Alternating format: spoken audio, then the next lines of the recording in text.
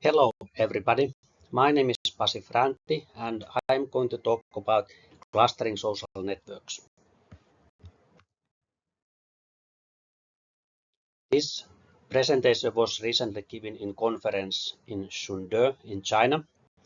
It was given the Best Paper Award, so it motivated me to repeat the presentation and put it on the YouTube. We come from Joensuu, Finland. I have been working as a professor there about 25 years. Here are some pictures of my research group. Masoud Fatemi, he is my PhD student. Mikko Laitinen, professor of linguistics. He is specializing in social networks. And me, I'm a professor of computer science. Finland is known by its many innovations.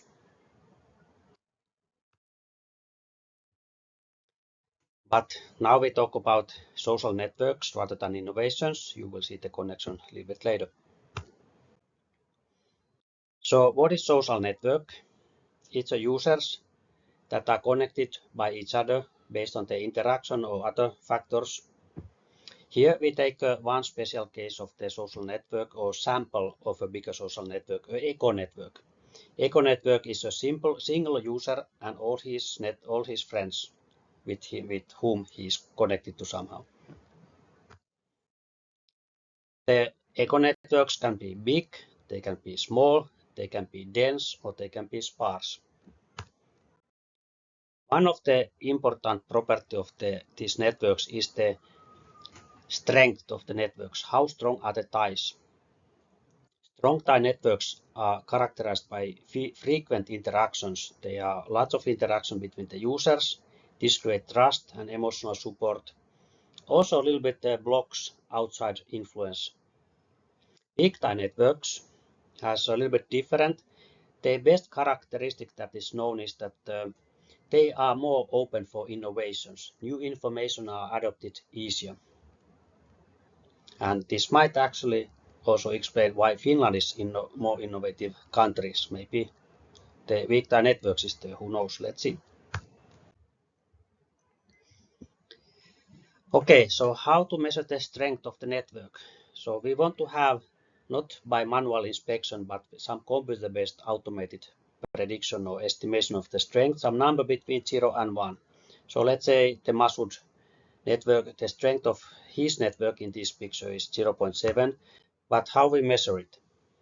Here is one strong network and one weaker network with two different numbers. But how we calculate it?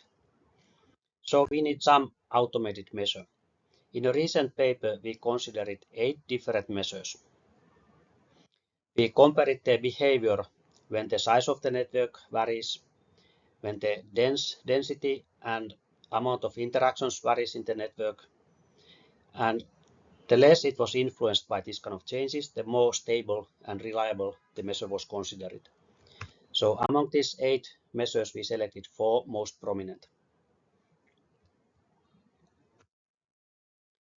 The first of the measure is interaction strength. So it's basically how much interactions there are between the users. So in Twitter network, there are retweeting, quoting, and replies that are counted. We take simply the weighted average of how many interactions there are.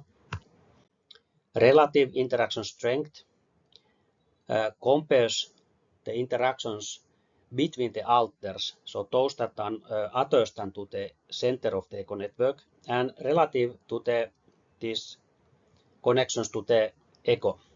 So the more there are interactions between the friends of Masoud here, the more strong tie network it is considered. Social similarity also checks the alters, but it sees their friends outside of the network and see how many are shared friends. And the more there are shared friends, the more stronger the ties are considered in this network. The fourth measure is outlier factor or outlier measure. We study all of the alters in the network and those who are connected only to the ego to the center of the network, they are considered as outliers. And the more they are outliers, the weaker the network. Okay, in this paper, we focus more on how to cluster the data based on these measures. But we also a little bit ask about what kind of results we get from the clustering. So these two research questions are considered next. Before going to the clustering method and the results, let's see our data first. We have been collecting Twitter data for about 10 years or more. We have data from 4 different areas: United States, United Kingdom, Australia, and Nordic. The data consists of about 20,000 of echo networks and about 700 millions of tweets. So it's a large-scale data.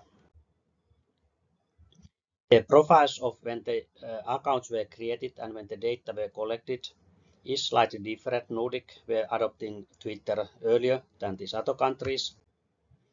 And the data collection has been more stabilized, whereas the English-speaking countries here has a little bit the data is more on the more recent years. But overall, all of this has a big scale. For Nordic countries, a little bit we can break it down a little bit by the 5 countries, and we can see that the Sweden is the biggest country. But our data, we use the location field. We don't use all the Twitter data what we have access to. We only use those users from whom we can reliably extract their location. And in Finland, user has been used more the locations, and therefore our resulting data has more data from Finland for this reason. But overall, we have about 15,000 of nodes in the network, 15,000 echo users, and about 12 million tweets after this processing. The Nordic countries, I want to tell a little bit more. You can think about Nordic countries, okay, 5 different countries, 4 of them speak Scandinavic languages, only Finland speak a completely different language. Culture is rather similar, but still the connections between the users are mostly inside the same country. So this shows that the country borders are quite strong even in this kind of open countries like Nordic countries. So this is one characteristic of this network. Okay, so when we collected the data, we have filtered out some of the data to avoid some biases. So first, if the echo network didn't have any interactions, so the strength result to 0 value or outlier case the 100 value, we filter it out. And also the most extreme values were filtered out by considered as outliers. So first step 6,000 were removed, 4,800 in the second step, and at the end we still get almost half of the users were remaining. So we consider it's enough to do these studies. So a little bit about this filtering, how we do it. So let's suppose we have the interaction strength or whatever strong tie measurement we have. We put them in the increasing order, and then we calculate the mean value or some other statistical estimation of the distribution, and then take the standard deviation, here 3 times standard deviation that corresponds to Gaussian distribution. About 95% of data fall within this, and then the rest of 5% or whatever are dropped out. The problem is that if they are very extreme values, the threshold becomes too high and nothing is filtered out, and for this reason we use so-called 2 times algorithm, that we first use more conservative estimation and filter out just a few of the values, and then we recalculate the mean, because the extreme values also bias the mean estimation. So we recalculate the process and filter a little bit more. So as a result, some of the statistical measures with this toy data, the threshold will become there at the place where needed. Okay, anyway, we decided to use this approach, and here you can see the unprocessed data, the distribution is quite narrow. After filtering out the extremes, you can see the values are much wider spread there, so it's easier to come some real observation from the data. Okay, then how we do the clustering? There are thousands of clustering algorithms around. Yet we decided to do the simplest one of the simplest one, k-means. We use 30 random initialization and repeat the k-means 30 times and select the best according to minimizing the sum of squared errors. The number of clusters we select 4. And why we settle with k-means? Okay, the reason is that in our earlier study we find out that when the clusters are overlapping, when there are enough overlap, k-means is good enough, especially if repeated. So we don't necessarily need in this kind of data analysis high accurate algorithm. If you want to be more sure, then you can of course use higher accurate, more accurate algorithm like random swap or genetic algorithm, so it's possible. The number of clusters, we originally select 3 clusters. We want it to be small so we can easily analyze the content of the clusters. But then we tried different indicators that are there, how many clusters these indicators think the data has. We thought they are unknown natural clusters, but the indicator says otherwise. 2 of the indicators says there seems to be 4 clusters, and the third indicator is 4 or 5, more tending to 5. But based on this observation, we decided to change. Okay, let's not have 3, let's have 4 instead, just to be consistent with these indicators. At the end, it's your choice how many clusters you want to have. So result of the 4 clusters. Now all our 4 features measure the same thing, the strength of the ties in the network, different measures of it, but basically they all estimate the same one scale, one dimension of the data. So we arrange the resulting cluster based on these measures so that the cluster 1 is the weak ones. All measures indicate it's a weak tie networks and the others are somewhere in between. None of the clusters is really strong tie network based on all of the measures. Maybe the cluster 4, at least 2 of the measures are quite strongly strong tie networks, 2 others are more like neutral. But we have some explanation, we have some clusters and some explanation of the content as well. So what we observed now from the data.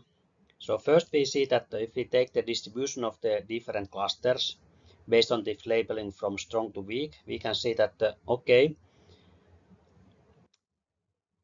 UK, Australia, United States, they have more strong tie network than the Nordic countries. There's actually significant difference there. And Nordic countries has more of the weak tie networks. So this is one observation. Between the English-speaking countries, Australia is the most strongest networks. Don't know what that means, but that's our observation.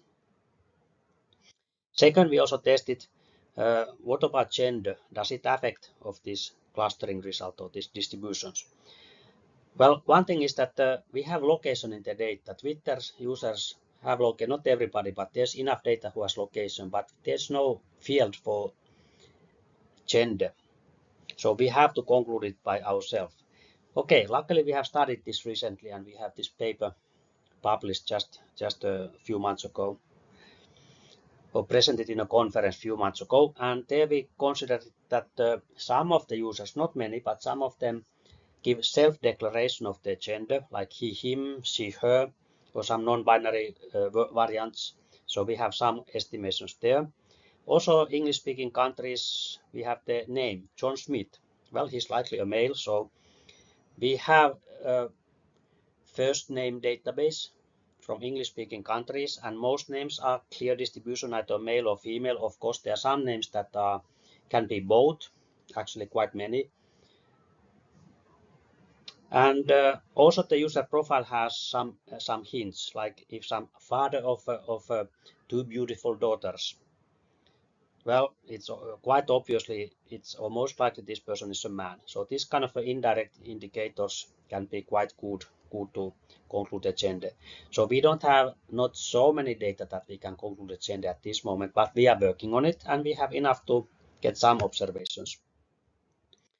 Now, first observation is that there are twice as many males than females in the networks, all of them, and this confirms previous results on Twitter data.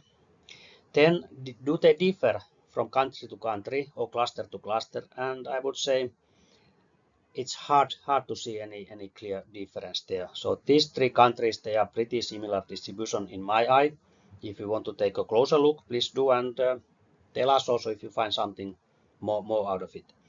What we don't have here is the Nordic countries, and the reason is that Nordic countries we would need 5 different name bases for all these languages, and then we can't directly compare, or there are some problems how to compare with this. So yeah, it's a little bit more problematic. So that's why the Nordic countries are left out. So time to conclusion. So we have developed automated, scalable, tie strength clustering. So the amount of data is so high that there's no much hope that we can manually do a lot of labeling of this strength. The method is not restricted to Twitter. You can apply it to any other social network. You might need a slightly different way to measure the interaction between the users, but I think that's doable. We a little bit analyzed the difference, and we found out that Nordic countries has more weaker ties than the Australia, UK, and US, who have more on the strong tie networks. We also found out that 2/3 of the users are male in all of the countries. Well, at least the three of the English-speaking countries, and yeah, well, that's it. We consider in future, maybe we consider, because we have 10 years data, we could do some temporal dynamics analysis there as well. I hope you enjoyed the presentation, learned something, and if anything in your mind, please just send us email. That's all.